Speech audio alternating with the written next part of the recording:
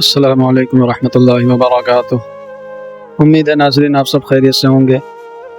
آج کل یہ بہت ہی عام ہو چکا ہے کہ منصورہ وغیرہ یا کوئی اوراد و وظائف کی کتابوں سے انسان کوئی دعا منتخب کر کے اور اس کا ورد شروع کر دیتا ہے۔ تو بہت ساری دعائیں جو ہے وہ ایسی ہے کہ جمالی تاثیر رکھتی ہے، بہت ساری دعائیں جلالی تاثیر رکھتی ہیں، اور انسان اپنی حاجت کے مطابق دعا منتخب کر کے ورد میں اپنے اوراد و وظائف میں اس کو شروع کر دیتا ہے، پڑھنا شروع کر دیتا ہے، مگر اس کو نہیں معلوم کہ یہ وظیفہ کبھی چلہ کی شکل بھی ہو سکتا ہے۔ آئیے ناظرین، میں اسی حوالے سے بہت ہی خاص جانکاری آپ لوگوں تک پہنچانا چاہتا ہوں۔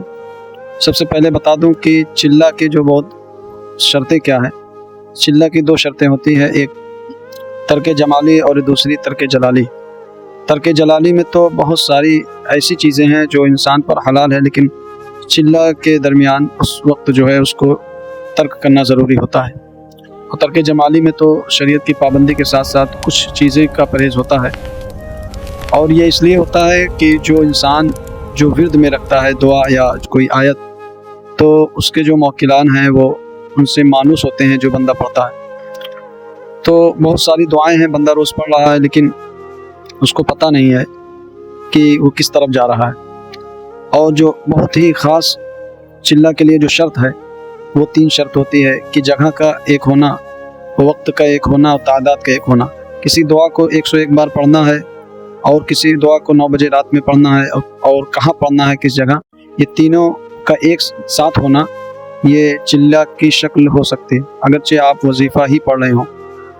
اس لیے بغیر کسی اہل نظر یا بزرگوں کی نسبت سے کوئی بھی دعا شروع نہیں کرنا چاہیے، ورنہ اس کے فائدے کے بجائے انسان رجعت کا شکار ہو سکتا ہے اور نقصان بڑا ہو سکتا ہے۔ میرا بتانے کا مقصد یہ ہے کہ جو قرآن و حدیث سے سورہ یا دعا ثابت ہے اس کو پڑھنے میں کوئی حرج نہیں ہے، کہ مغرب بعد سورہ واقعہ پڑھنا یا عشاء بعد یہ دعا پڑھنا، یہ سب میں کوئی بھی خطرہ نہیں ہے۔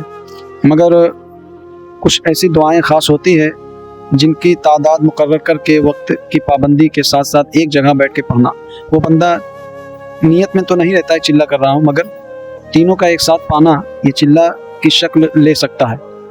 اس لیے یہ سب سے احتیاط کرنا بہت ضروری ہے۔ کسی عالم بعمل بزرگ صفت سے اجازت لینا ضروری ہے، وہ جتنا بتائے اتنا پڑھیں، اس کا فائدہ بھی ہوگا، اس کی نگرانی میں بھی آپ رہیں گے۔ تو امید ہے کہ آپ سب میری باتوں کو سمجھ گئے ہوں گے۔ اگر کچھ سمجھنے میں رہ گیا ہو تو کمنٹ میں آپ اس فقیر سے سوال کر سکتے ہیں۔ السلام علیکم ورحمۃ اللہ وبرکاتہ۔